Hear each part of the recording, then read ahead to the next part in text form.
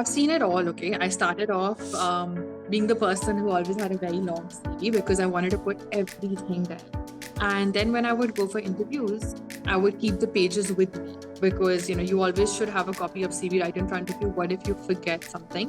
When the interviewer goes through your CV, they look at you and they go like, what is it that is missing? And I had nothing to say because I had literally vomited everything out on the CV. So I couldn't speak a word other than repeat myself. So a CV is just an aid, a visual representation aid, which is jotting down points in short for you. So when the recruiter looks at you, they only look at the first, second page, and I'm not joking, but they don't look at the rest. There's not so much time that, we guys have that we go through each and every point. So it needs to be crisp, bullet. Keep something for yourself to speak in the interview. Do not put everything down on those pieces of paper.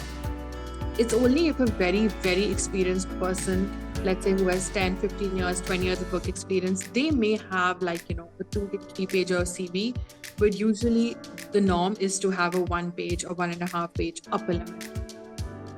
So try to, only focus on areas which are very crucial. Like for example, if I'm an HR professional and I've done internships in culinary or, in teaching, I'll try not to put those on it.